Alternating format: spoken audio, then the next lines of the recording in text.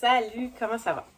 Aujourd'hui, je vous parle des choix. C'est quelque chose, c'est un thème qui revient ces temps-ci, alors j'ai eu envie de vous en parler. Ça va parler des relations amoureuses, des relations d'amitié, des relations en fait des gens qui nous entourent. Donc, oui, ça parle des personnes qui entourent notre champ à nous énergétique, qui nous côtoient dans notre vie. Et c'est sur le fait qu'on peut choisir.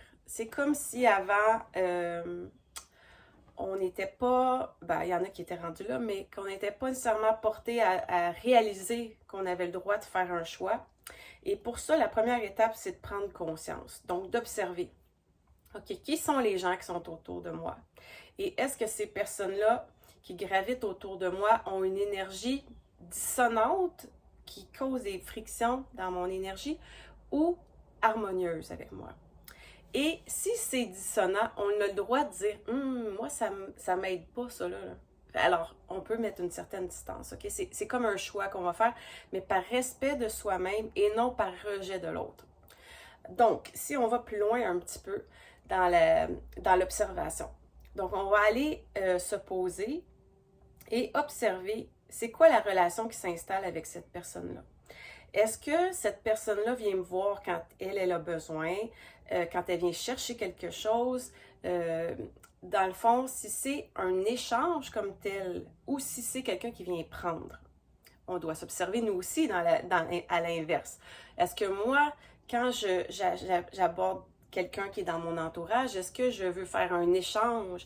Est-ce que je viens chercher quelque chose auprès de cette personne-là, mais que je tiens aussi ou que j'ai l'ouverture de vouloir redonner en échange? Comment est mon équilibre là-dedans, personnel, et celui des autres qui m'entourent? C'est toujours important de poser le regard sur soi aussi de façon vraie, de façon transparente et être dans sa vérité.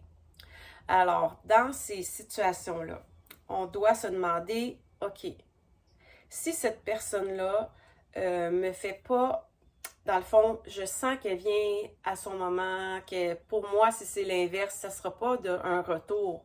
Je sens vraiment qu'elle vient pour venir chercher quelque chose.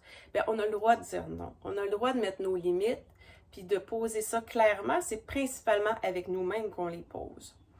Et sinon, non, ça n'a pas besoin d'être verbalement avec l'autre personne, mais instinctivement, les paroles vont venir, les gestes vont venir qui vont être différents parce qu'on va s'être posé pour s'être demandé est-ce que j'embarque dans quelque chose comme ça où la personne, à date du moins, elle a voulu prendre. Puis peut-être qu'elle prend comme ça parce que moi, j'ai laissé une porte ouverte dans mon énergie. Et ça, c'est toujours une partie première, notre responsabilité face à ça. Si les gens viennent chercher des choses à l'intérieur de nous, dans notre énergie plutôt, c'est parce qu'on a laissé une ouverture. C'est parce qu'on n'a pas pris conscience à la base, au début, de qu'est-ce que j'accepte de donner, à qui je veux donner, et c'est quoi les règles pour que je donne. On ne donne plus à n'importe qui. C'est un peu drôle parce que je trouve qu'il y a beaucoup de changements de règles dans ce que je ressens ces temps-ci. Et dans le don de soi, il y a une différence d'avant, je trouve. Je ne sais pas si c'est ma perception à moi ou il y a... Mais ce que je sens, c'est que c'est dans l'énergie.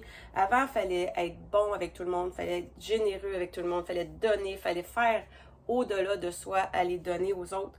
Mais maintenant, ce que je ressens, c'est que c'est beaucoup plus se donner à soi, se centrer sur soi et voir à son propre bonheur.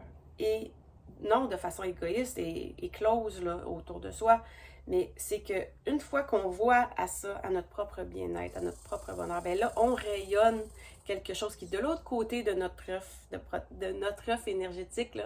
Ils voient la lumière qu'on est autour et ça les aide. C'est ça qui aide. C'est en étant en premier dans notre propre lumière qui va rayonner sur les autres.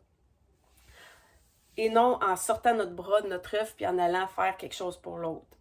Mais quand on fait ça, on perce notre œuf. Donc, c'est pas comme ça qu'on doit faire, en tout cas, de ce que je reçois.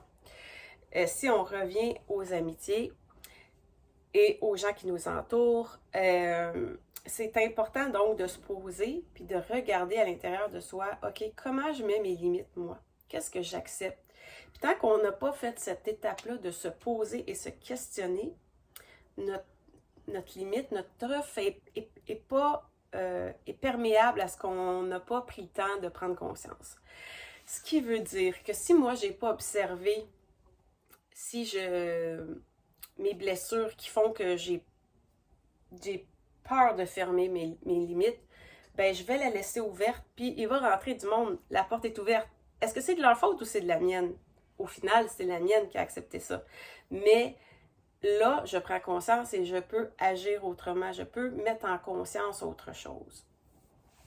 Et c'est normal, on peut aussi se questionner, ok, si je regarde ce qui se passe autour de moi, puis je me rends compte qu'il n'y a pas tant de choses en fait, mettons qu'on a 8 personnes qui gravitent autour de nous, qu'on observe, puis sur 8, il y en a 4 que je me dis, là, ok, je pensais pas que c'était comme ça que ça se passait, là, j'en prends conscience. Puis, ok, si je dis non à ça, qu'est-ce qui va arriver? Je vais me retrouver toute seule et il n'y aura plus assez de monde autour de moi.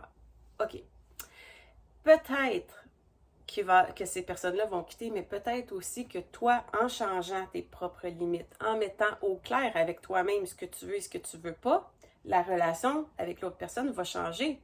Si ton trou, tu le scelles et tu vas dans un autre type de relation où tu es dans le respect de toi-même, l'autre personne, elle va changer elle aussi. Donc, ça se peut qu'elle reste autour de toi quand même, ça part de soi.